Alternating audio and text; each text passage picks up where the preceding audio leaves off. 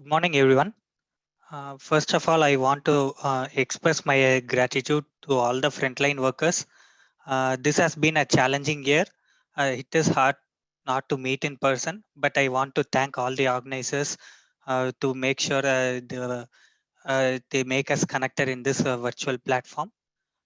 Myself, I am Sudarshan. I have been working with Dell Technologies for the past 10 years, and I have been associated with OCP for almost 5 years, starting from the early stages of SAI. And along with me, I have Srideep. Uh, Hi, Srideep. I'm not sure if he's connected. Shreedeep, it looks like you're still on mute here. I'm going to go ahead and unmute you. Yeah. Oops, sorry. Thank you. Thank you, Michael. Hi, I'm Srideep. I'm with Dell for last 8 years, and I've been working with SONiC for past 3 years. So here we are presenting the SONiC transceiver handling for SONiC project. Okay. Thank you, Srideep. Sudarshan, please. Yeah. So I wanted to start off by giving some basic introduction. What is a transceiver?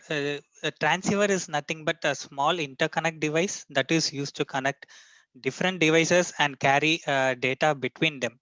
So transceivers are used basically to connect, say, switches, routers, or server storage, or any other devices which want to transfer data. And the transceivers today can be categorized based on different criteria. Some of the criteria are listed here. Either they can be categorized as either a fiber or a copper based on the transmission medium. The next is speed.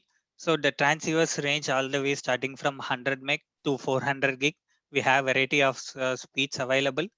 Then we have the specification compliance, like for example SFP, QSFP, SFP28, etc.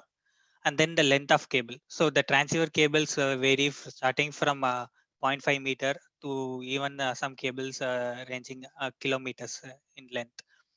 So recent transceivers have become quite complex and required a sophisticated initialization sequence. For example, the 400 gig transceivers like QSFP DD have an inbuilt DSP, so which require complex initialization sequences. Previous generation transceivers, for example, QSFP and QSFP plus, do not require much initialization. In a way, they are passive. The only initialization would be like bringing them out of reset, but that's no more a simple task. With more and more complexity being introduced as the speed of the transceiver increases. The other point we want to note here is transceivers are designed based on the various specification. There are various specifications available, and each specification has its own EEPROM format. So what are the current challenges we face with respect to the hardware? As I was mentioning earlier, there are too many specifications. So each specification has its own way of interpreting the EEPROM, and thus it becomes a challenge supporting different kinds of specification. The next thing is too many transceiver types.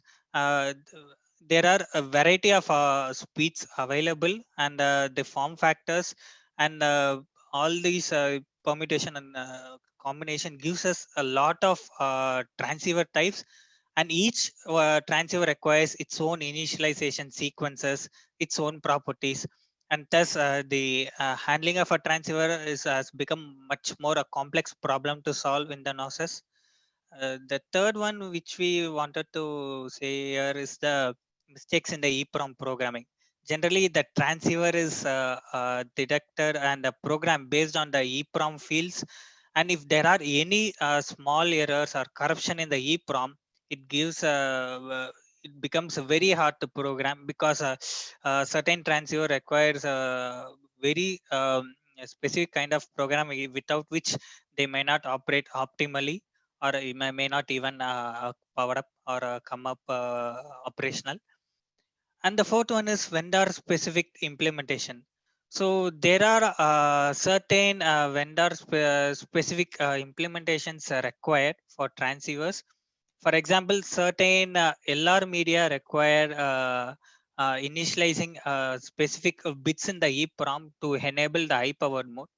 So these kind of specific requirements for the vendor add more complexity, given that there are already too many specifications, and thus the hardware itself is posing much a challenge these days. Now, when seeing the challenges that we face currently in SONiC, the first one we like to highlight is the inconsistent parsing that's available currently. So there are, as mentioned earlier, there are many transceiver specifications available, and each has its own EEPROM format defined, and thus the parsing done for each specification is different, and it's hard for the application to interpret because different transceivers have a different EEPROM fields, so it is tough for the application. Having to expect a uniform kind of output from each parser. The next one is identifying a qualified transceiver. So various other operating system have this kind of capability where transceivers can be identified whether they have been qualified with that specific platform and the operating system. But SONiC doesn't have that capability. This poses a challenge, especially when the transceivers don't interoperate with the device, give some problems, and do not operate. It's tough for the end user to figure out whether this transceiver is a qualified one or not, unqualified one. The third one is the inability to control the advanced transceiver. So the current SONiC support does not have the capability to control advanced transceivers like QSFP DD, which require complex initialization sequences. So we do not have such initialization sequences in the earlier generations. So now that the SONiC code itself needs to adapt to incorporate these kind of challenges where the initialization becomes complex. And the fourth one is the monitoring and diagnostics. So with respect to monitoring and diagnostics, there is not much capability available.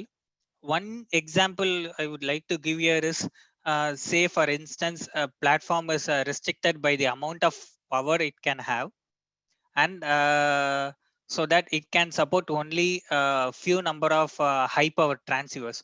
So whenever say the power reaches its max capability, there should be an infrastructure to disable any newly inserted high power optics. So these kind of platform related checks are not possible in the current infrastructure.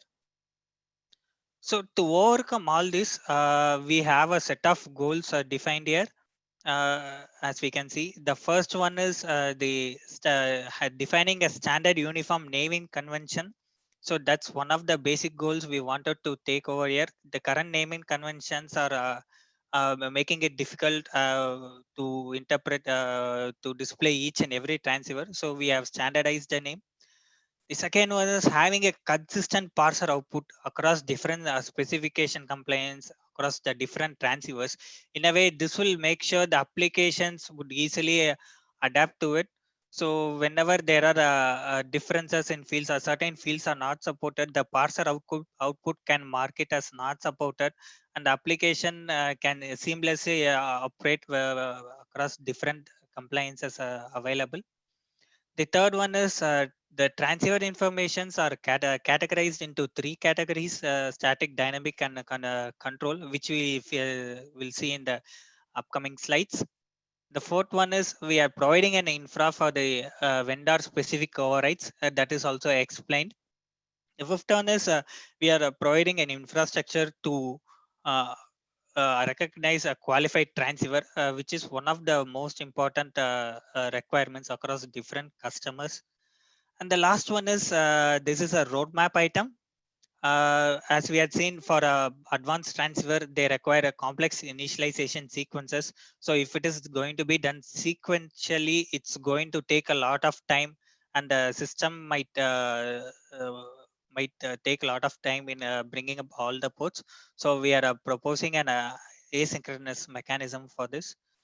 So with this, I would like to hand over to Srideep, who will explain the basic architecture. Hi, thanks, Sudarshan. Can you move to the next slide? Yes, Yeah. thank you. So as in the previous slides, we were discussing the EEPROM transceiver information is classified into 3 types, which is like static, dynamic, and control. The static information is which is like most likely will not change in the lifetime of the media once it is inserted. Dynamic configurations are something which we poll and get the DOM information, which is like diagnostics, like power, etc. And control information is more or like in the advanced medias where you need to identify the media and later on configure certain parameters or certain fields in the media. And these also comes with certain DSPs which needs to certain configurations to turn on the laser. Also, it needs to be having the firmware updates done regularly if there is any issues. So this control information is more or like configuring from the applications once the media type and speed or else transceiver is detected. And also the control operations take longer currently in the architecture. So we'd like to propose to change it to asynchronously. Since these media, as already discussed, will take longer time to bring up since it has DSPs on them. So the other proposal we are making is like as there are various vendors for these media and the different types of media has different fields programmed, etc. So we would like to bring in an uniformity in representation of all the media types into the framework and display to the user as if it is a 100G LR or 100G SR on those fronts rather than giving it a different names or something like that.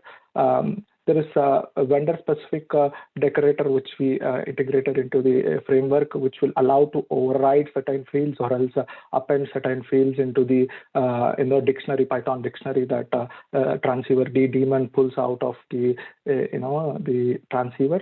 So these fields can be overwritten or else certain fields can be appended and stored in the DB so that these can be used or manipulated at a later point of time in the application, for various features.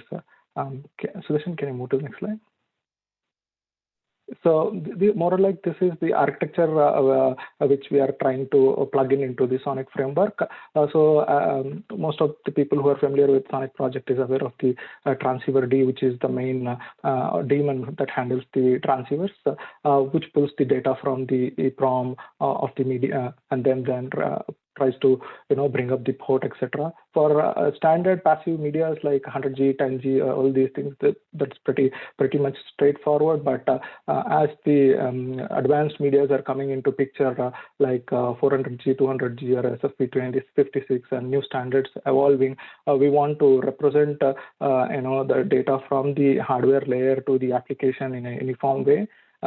So we are following the static fields which are in the EEPROM to be read and then pass through a standard condenser and then which has a parser which represents a uniform way of these naming conventions of the media, the speed, the cable type, the power class it is, whether it has a QSA adapter connected in the port, etc. All these things will be parsed properly and represented into the user. Currently, the context we are more here is on the static side. Dynamic and control are something which are future roadmap things for the project. Sudarshan, can you move to the next slide? Thank you, sir. There is this platform common repository in the SONiC framework where the new files are added into the framework, which is prefixed with ext extension media handler. So how this works in a basic context is like when a transceiver D tries to pull data in form of a dictionary, Python dictionary, he tries to append into the current data structure by calling a overload API, which would be like detecting the form factor type, if it is HSFP28 or SFP28 or SFP56, and those particular parsers are loaded, and then the data is parsed. If there is any need to append the data, or else if there is a need to override any current existing fields, it would be doing that, and finally it will store the data structure into the DB, and then it will format in a particular way, which is user-friendly and also easy to identify what type of media is inserted and what is its hour class, etc.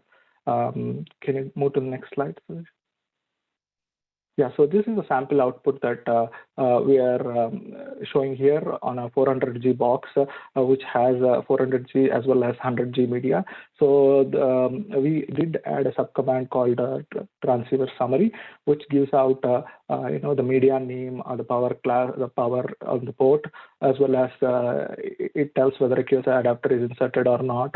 And then the last field is qualified. Currently, we are considering it to be an optional field, which tells whether a specific media inserted is qualified for that particular platform. It is more of a platform vendors to onboard us, into the SONiC project. So they try to qualify certain media. So it will be helpful, what medias are qualified. So these things are all driven by config files. So you put the entries of your media which are qualified in the config file. The XCVRD parses through it and then identifies, okay, if this media read from the actually from fields matches to the config file, he tries to display it as qualified. So that's more or like an optional field currently. So yes, you can move to the next slide, Sudarshan. So why overrides? So as I think Sudarshan already discussed, there are various occasions where we found a programmed transceiver has incorrectly written fields. When we read it, either it might crash the program or else it doesn't read the data properly. So we can have these platform plugins, which can be a platform independent code, and then which calls into a specific platform APIs and then retrieves the necessary fields and then updates into the data structure. Proprietary vendor information could be another use case. Vendor qualification is, as we already discussed, whether a certain field is certain media is qualified from the config file of a particular platform. So these APIs calls and are made to append to the dictionary and then stores into the DB by the XCVRD. The current fields can also be overridden, like if this particular name is not correct, you want to classify this 100G into a correct proper format of representing 400G or 100G, it can be also overridden. One of the example is on the screenshot where it is improperly programmed. So how do we decode this? We can have override APIs.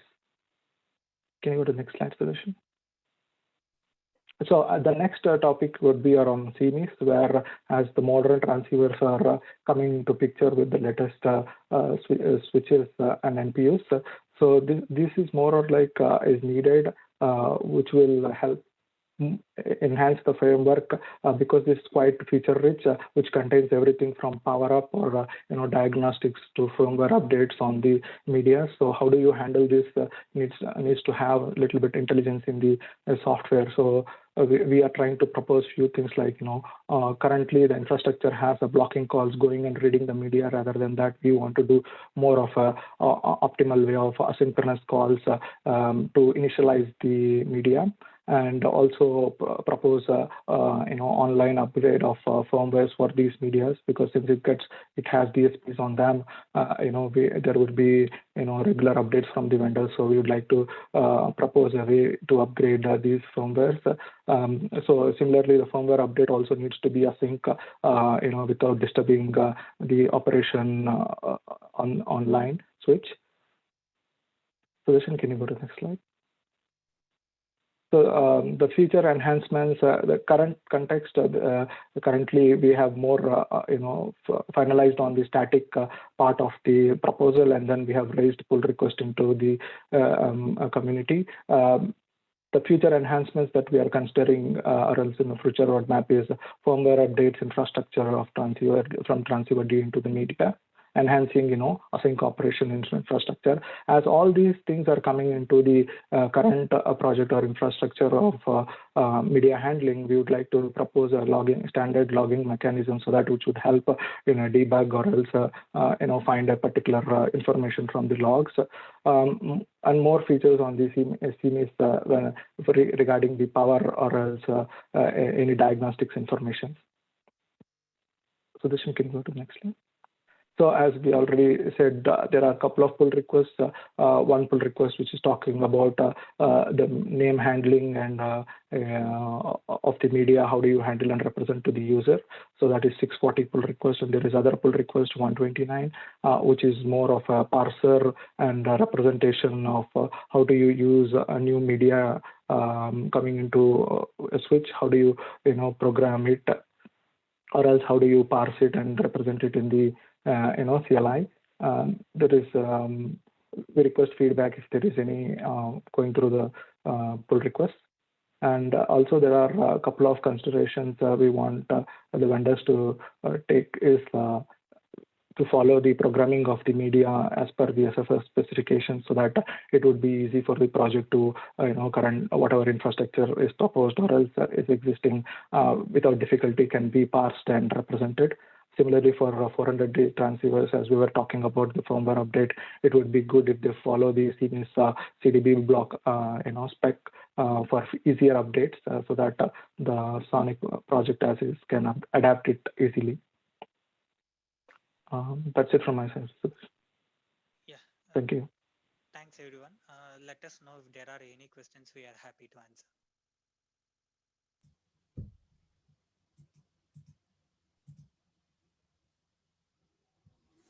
Thanks, Sudarshan and Shrideep. I am watching the channels to see if there are any questions. None yet.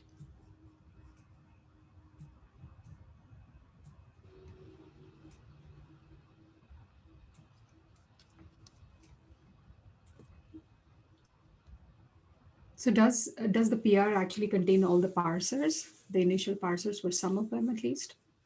Is that what you're saying? Yes, we have, and we have actually put the screenshot also on one of the slide. Okay. There are a few review comments which is already there, so we left it there for more comments, and once all the comments are there, we'll address it, and probably it will be pushed.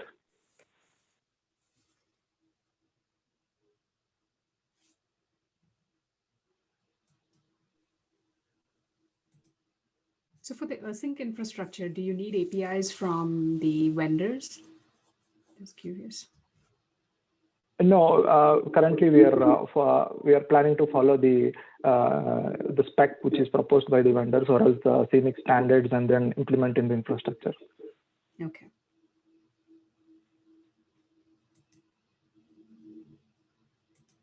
But the specs as such comes from the vendor.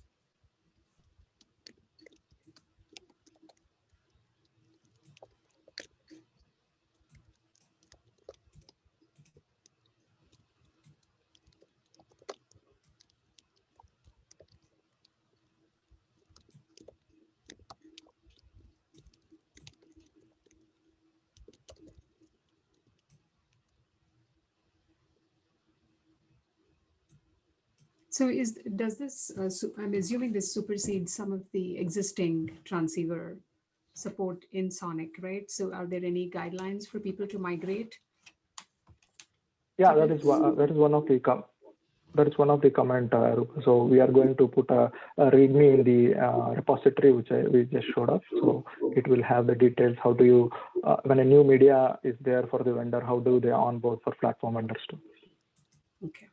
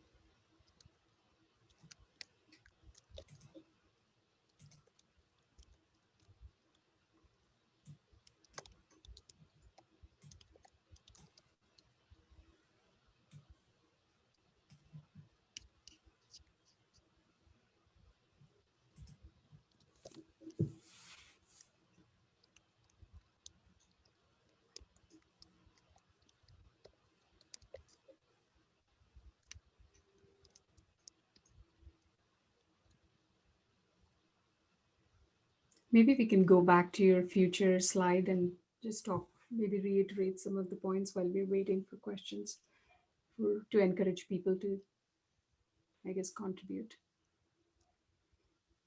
Yes. Yeah. Can you?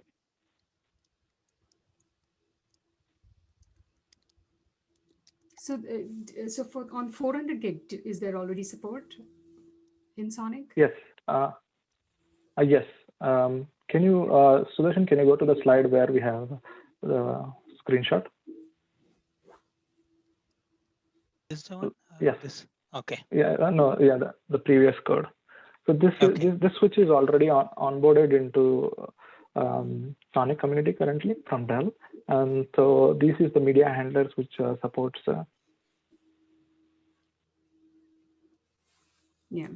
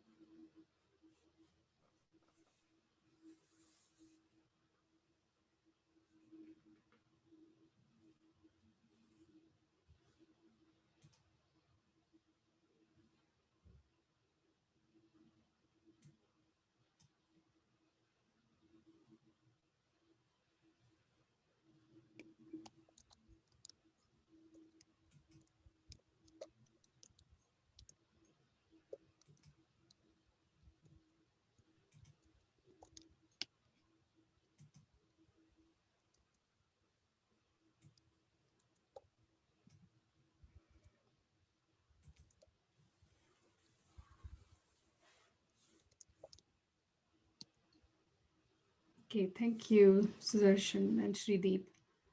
And good luck with the merge. Thank you, Rupa. Sure. Thank you. Thanks, everyone.